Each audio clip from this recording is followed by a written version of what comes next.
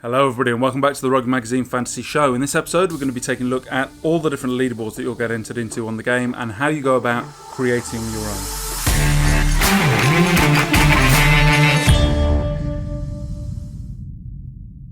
So one of the key components to any fantasy game is the ability to test yourself against others, and in that respect our game is no different. We've got a wide variety of leaderboards that you'll get entered into, and if you jump to the leaderboard page I'm going to take you through each one of those step by step.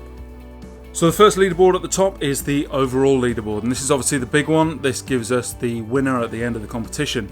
Now it might be that you're just in it to play against your friends, you don't really care about this very much, or you might be trying to push into the top 10 in the last couple of game weeks of the season. Either way, it's a really good way of gauging how your season has gone overall. Underneath that, we've got the game week leaderboard. Now this one shows you how you compare against everybody for a particular game week. Now if you think you scored highly and everybody else scored highly, you can see how you fit, or vice versa. If you scored lowly and everyone else scored lowly, that's great. Obviously it's not great if you scored lowly and everyone else scored high. It's great if you scored high and everybody else scored lowly, but it's great to see how you compare to everybody else in that particular game week. So the next one underneath that is the Club or Country Supporters League. So when you join the game, you choose the country of your residence, or you choose your favourite club if it's for the Premiership or Super Rugby, and you are entered into a league where you compete against everybody else who supports that club or resides in that country. So you could be crowned the winner of the Bath Rugby Supporters, for example, or of the England Supporters.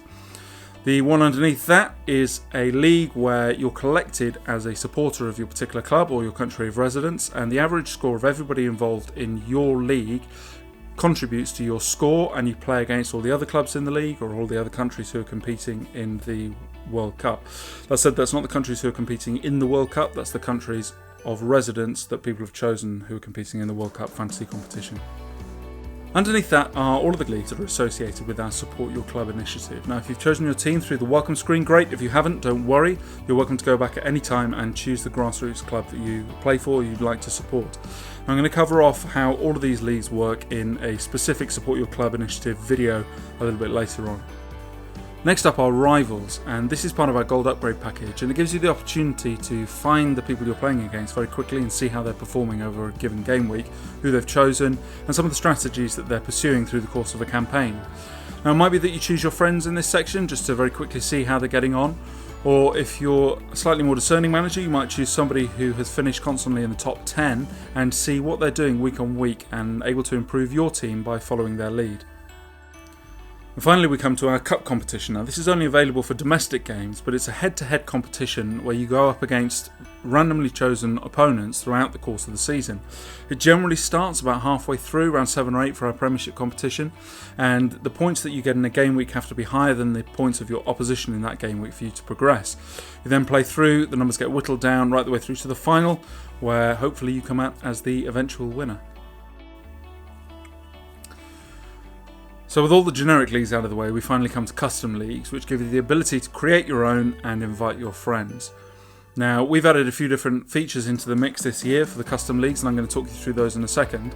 But it's worth noting that you can create as many custom leagues as you like, and you can join as many custom leagues as you like. Now, if a friend has already invited you to a custom league, you should be able to just click on the link and it'll add you. Alternatively, they might have given you a token. Just click on Join League, pump that into the box there, and it will automatically add you to the league, unless you've been banned, of course, so try and avoid that. We've got loads of public leagues available on the game as well, many of which are offering prizes. So if you fancy some new clothing, jump across to the Raging Bull League and see how you fare against World Cup winner Phil Vickery. I'll leave the link for that league in the comments below. So now I'm going to spend a couple of minutes just taking you through how you set up your own custom league. So hit the Create button at the bottom of the page. So this will allow you to enter the name of the league and a brief intro so those who are joining know what they're in for. Underneath that, you can choose whether the league is private, as in not listed and only by invite, or public. Now next up is the new feature that we've entered for this year. I mentioned in a previous episode that if you didn't like our scoring system, you could change it, and this is how.